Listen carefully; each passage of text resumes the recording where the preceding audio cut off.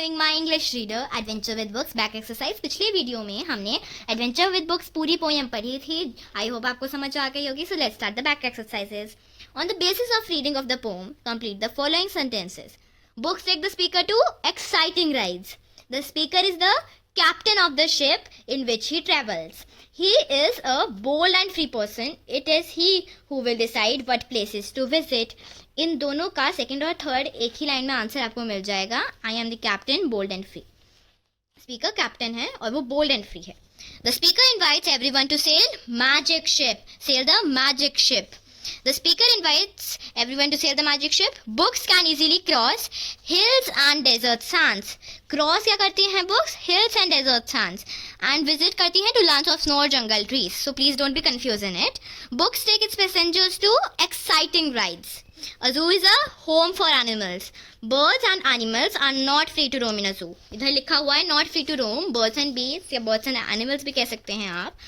The speaker decides places readers to show. इसमें author है speaker, तो वो ही डिसाइड करता है कि वो रीडर को क्या क्या प्लेसेस दिखाएगा। One can easily find in a book what we want to read with one good look just what I want inside a book. The statements about the speaker are true or false. Find the lines in the poem to support your answer. इसमें आप अगर lines पढ़ेंगे poem के अच्छे से तो आपको इसका आंसर बहुत जल्दी मिल जाएगा। The speaker loves reading books. True. He reads all kinds of books. True. देखो इसमें जैसे आपको एडवेंचर्स की दिखा रखा है, इधर एनिमल्स के रिलेटेड दिखा रखा है, इधर फैंटेसी से रिलेटेड दिखा रखा है, मतलब उसको हर टाइप की बुक पसंद है। By nature, he is not a dull and boring person. तो इसमें false आएगा. He is bold, independent and adventurous. True. He does not wish to share his joy with others. False. वो अपना joy share कर रहा है दूसरों से. He is creative and imaginative. Yes, he is very imaginative. True. He understands the power of books. True. वो understand कर रहा है power of books को. He does not recommend reading books to others. False. He recommend reading books to others. Pick out the words from the box to complete the following web charts. इसमें आपको 3 web charts दिए हुए हैं, इनको आपको इन word से complete करना है। Places to see in books, deserts, parks, schools, oceans, palaces, space, ये सारी चीज़ें हम बुक्स में देख सकते हैं। वर्ड्स डिस्क्राइबिंग बुक्स, इसमें आपको वर्ड्स बताने हैं जो कि बुक्स को डिस्क्राइब करते हैं। बुक्स कैसी होती हैं? Entertaining, exciting, gripping, interesting, funny, tragic and many more. Common characters in books, इसमें अगर आपका नॉर्मली ऐसे जियो आए इंपॉर्टेंट क्वेश्चंस में ये वन ऑफ हैं, तो आप अगर हेल्प बॉक्स हो तो आप उसमें से फिल करेंगे, अगर ना हो तो आपको ये 4 लिखने हैं। Gardens, fairies, elves, cowboys and people like ourselves, ये बुक्स में कॉमन कैरेक्टर्स हैं इस पोएम में जो दिए हुए हैं। सो इसमें हम इसमें से निकाल के लिख रहे हैं। So it will come aliens, fairies, children, giants, wizards and animals. Complete the stanza by taking the words from the given box below. Books are planes that fly high above the clouds and in the sky. And I am the pilot, smart and clever, taking you to new place forever. Come, let us fly in the wonderful plane. के लिए बहुत important things note down करी हैं, ये भी आप अच्छे से याद करके जाएंगे तो आपको बहुत हेल्प मिलेगी। बैक एक्सरसाइज से इनमें से भी क्वेश्चन आ सकते हैं, तो इनको भी आप अच्छे से लर्न करके जाइएगा। तो पहले मैंने माइंड मैप बना रखा है एडवेंचर विद बुक्स का। First the poet visit, poet कौन कौन सी चीज़ें विजिट करता था? Land of snow, hills, deserts, jungles. And poet actors क्या क्या एक्ट करा था पोएट ने? एक इंजीनियर के जैसे, कैप्टन के जैसे एंड जू कीपर के जैसे। और इसका पोएट है एनोनिमस। जब कोई पोएट बताया नहीं होता या कुछ भी इस पोम के पीछे कुछ नहीं लिखा था, किसी पोएट का नाम नहीं लिखा था, so we write anonymous. Rhyming words आपके हैं seas, trees, free, sea, land, sands, home, Rome and और भी बहुत सारे हैं आप इस पोएम में। न्यू वर्ड्स कैप्टन, एक्साइटिंग, बीस, रोम, एल्व्स, बोल्ड, और इस पोएम से हमें और भी बहुत सारे न्यू वर्ड्स सीखने को मिलते हैं। सो ये आपका माइंड मैप था, ये मैंने कवर कर लिया है। एंड वो मीनिंग एंड सेंटेंसेस हम ऑलरेडी कवर कर चुके हैं with the chapter. Now let us come to RTC. ये बहुत इंपॉर्टेंट सेक्शन होता है एग्जाम का, इसमें आप बहुत अच्छे से फुल मार्क्स स्कोर कर सकते हैं। इसके लिए आपको पूरी पोम याद करके जानी है या रिवाइज करके जानी है। आपको पूरी पोम में से आ सकता है कोई भी लाइन। तो ये जैसे फर्स्ट स्टेंजा है, बुक्स आर शिप्स, ये पूरा स्टेंजा आपको नहीं दिया होगा, बीच में डॉट डॉट लगा दिए होंगे, पर बीच से भी क्वेश्चन आएंगे। So first is name the poet and the poem. The poem is adventure with books and the poet is anonymous, क्योंकि हमें नहीं पता है उसका name. Who decides the direction और course of the ship? The captain decide the direction और course of the ship. Right, about the qualities of the captain. Captain कैसा था? Bold and free man. He's a fearless person who takes the ship to new, never before visited places courageously.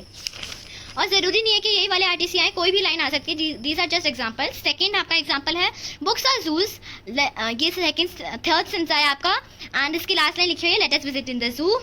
A part है what are the books compare to in the above line, किससे कंपेयर हो रही हैं? Zoo से। Books are compare to zoos in the above line.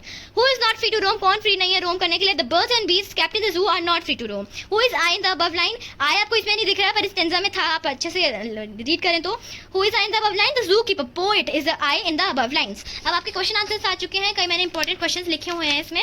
Books are an important part of our life, justify the statement.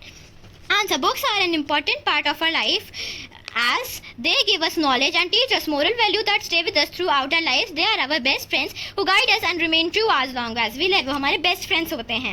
In the poem Adventure with Books, the poet urges everyone to read books. Give a reason. The poet urges everyone to read books because reading a book is as going on thrilling adventure. It is a magical journey full of excitement and happiness. जैसे कि आपने देखा था first और second stanza में बहुत ही adventurous बातें हो रही थी, ट्रेन में जाने की, शिप में जाने की, एक्साइटिंग राइड्स पे. दैट्स वाई इसका आंसर थ्रिलिंग एडवेंचर है.